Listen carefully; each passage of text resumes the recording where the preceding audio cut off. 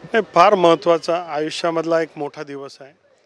आयुष्यामध्ये आपण काम करत असताना कधी-कधी आपल्या आयुष्यामध्ये काय आपल्याला फळ मिळेल किंवा काय जागा मिळेल हे आपल्या हातात नसतं. प्रयत्न आपलं काम असतं. मागच्या काळामध्ये मागच्या 5 टर्ममध्ये भारतीय जनता पार्टी ही लोकांपर्यंत आम्ही पोहोचवली आणि मागच्या देवेंद्र फडणवीस साहेबांच्या सरकारमध्ये मोठे कामं खूप झाले.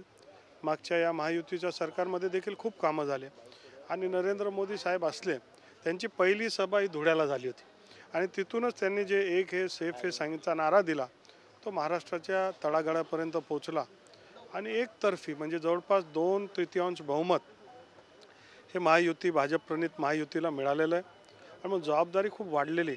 हे मी माझं भाग्य आणि सौभाग्य समजतो की या सरकारमध्ये मान्य बावनकुळे साहेबांचा फोन आला. त्यावेळेस 1 मिनटं सुन्न झालो की काय झालं आणि देवेंद्र फडणवीस साहेब सारख्या एक अभ्यासू जाणकार नेत्याच्या नेतृत्वामध्ये काम करण्याची संधी मिळणार आहे. खरं तर जितका आनंद होतोय, खूप आनंद होतोय, त्याचबरोबर खूप जबाबदारीची जाणीव देखील होते आणि आयुष्यामध्ये ही संधी आपल्या राज्याची, आपल्या देशाची सेवेची संधी मिळाली. याच्या माध्यमातून जे जे काय करता येईल आणि शेवटी पदं येतील जातील, माणसं येतील आणि जातील. पण आपण या कामामध्ये आपण या पदावर असताना काय कामं केले हे आयुष्यामध्ये लक्षात राहणारे आणि सामान्य लोकांच्या जीवनाला स्पर्श करणारे कामं आपल्या माध्यमातून झाले पाहिजे आणि तोच प्रयत्न हा राहणार.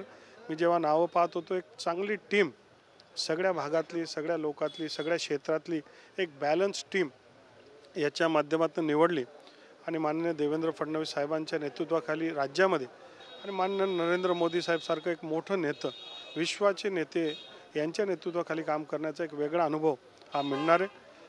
एवढाच मनामध्ये की हा सोहळा झाल्यानंतर जी काय सेवाची संधी मिळेल या महाराष्ट्रामध्ये समर्पित भावनेने आमची टीम सेवा करेल असा विश्वास या निमित्ताने व्यक्त करेल. 16 ते 19 या दरम्यान देखील तुम्ही मंत्रिपदी राहिला. पर्यटन खातं जबाबदारी कोणतं खातं अपेक्षित आहे किंवा काय? नाही, खातं मिळणार का नाही, मत मिळणार का नाही आपल्या हातात नसतं. ते शेवटी ज्यांचा अधिकार आहे ते योग्य असा निर्णय घेतील आपल्या क्षमतेप्रमाणे.